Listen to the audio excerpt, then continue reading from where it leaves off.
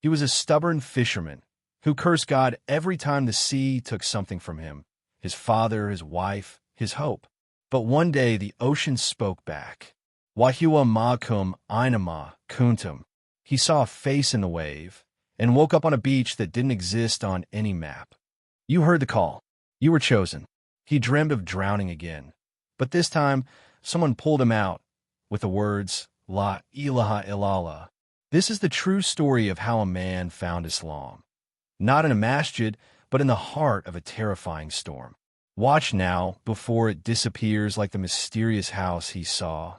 Subscribe for more real, emotional Islamic stories that touch the soul. Only on Deeninminute. The sea spoke to him. A fisherman's terrifying journey to Islam. The sun had barely broken through the dark clouds of the Atlantic horizon, casting streaks of faint orange across the violet, ever-churning sea. Waves thundered against the hull of an old fishing boat, swaying heavily with each gust. A man in his late 50s stood at the stern, his hardened hands wrapped around a rusting railing. His name was Thomas Weller, born to fishermen, raised by the ocean, and fated, it seemed, to die with it. Or so he believed. Thomas had spent his entire life among the waves. His father and grandfather had braved the same sea, both swallowed by its greed in their time. Now Thomas stood alone, stubborn and faithless, clinging to the salt-bitten trade. His heart carried bitterness, like the storm clouds he often watched pass, and he mocked the heavens whenever misfortune struck. God, he'd scoff, raising a fist to the sky. If you're real, why drown my father? Why silence my wife with cancer? Why leave me talking to ghosts? It was on one of those days that the winds turned wicked. He had set out early that morning despite radio warnings, something he'd done 100 times before. Thomas never trusted forecasts. But this storm was different. It didn't roll in with the usual signs. The clouds gathered silently.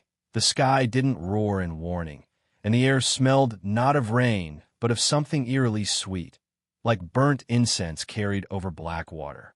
By midday, the sun had vanished entirely, and his boat, the Marlin's Pride, was trapped in a dome of gray. Thomas fought the wheel as monstrous waves curled and lashed like living things.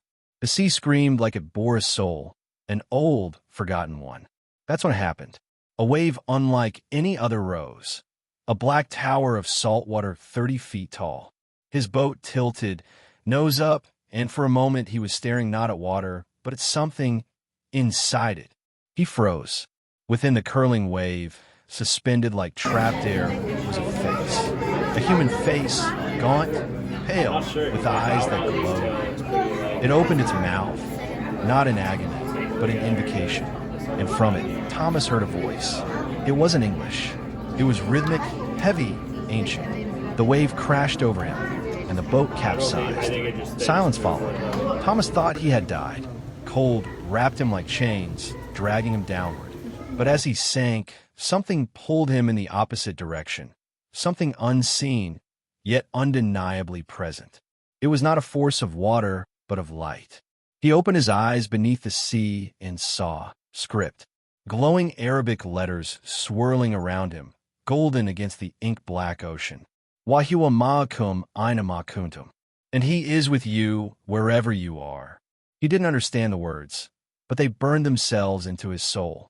The next thing he knew, he was coughing up water on a rocky shore, miles from where his boat had been. The beach was unfamiliar, remote, not marked on any of his maps. His boat was nowhere in sight. Only wreckage, strips of wood, netting, and a single oar, and footprints in the sand. He wasn't alone. Shivering and barefoot, he followed them. The prints led into a dense forest, and beyond that, a clearing where an old wooden house stood, untouched by time. Smoke curled from the chimney. Thomas, driven by confusion more than fear, knocked. An old man opened the door. Tall, robed in white, eyes a piercing green that seemed to see through flesh. "You've come," he said with a serene smile. "I wondered when you would finally listen." Thomas was speechless. Listen to what? To the sea, to the storm, to the one who called you from within it. Thomas stumbled backward. "Who are you?" "Just a servant," the old man replied, stepping aside. "Come. You must be cold. Inside, the cottage was modest, shelves lined with worn books, Arabic calligraphy framed on the walls, and a thick carpet beneath his feet. The man handed him tea and gestured toward a Quran lying open on the table. That voice you heard was not hallucination. It was a call, and you were chosen to hear it. Thomas blinked. I'm not religious. I've cursed God more than I've prayed to him. God does not hold grudges, the old man said softly.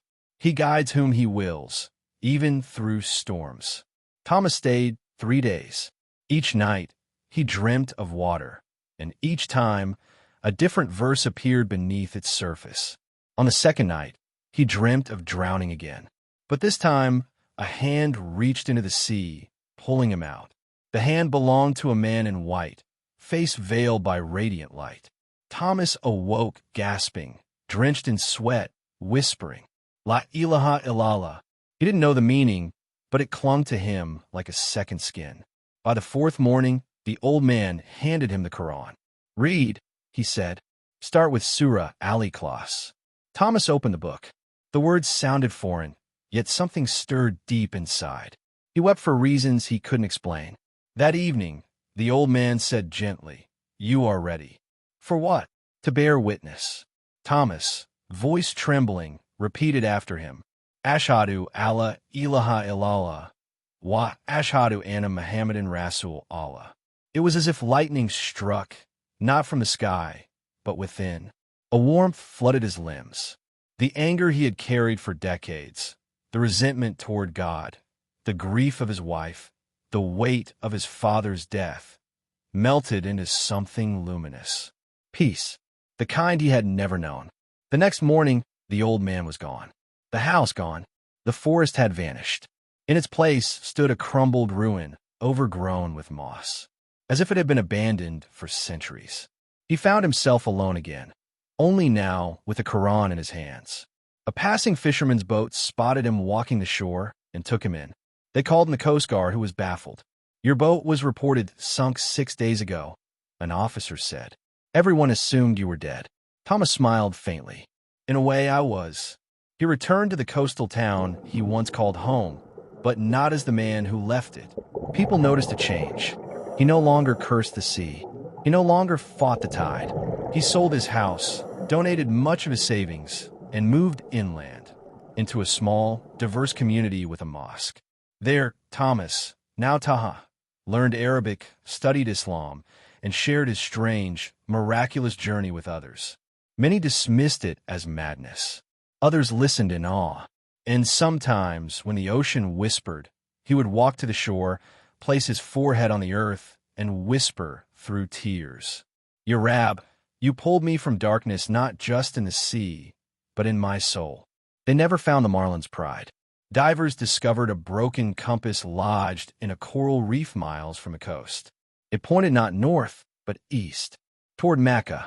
And the fishermen say on stormy nights, when the wind howls just right, you can hear a voice in the waves, not screaming, but reciting, Kul huwallahu ahad, Allah has samad, and a man's soft reply, Amin,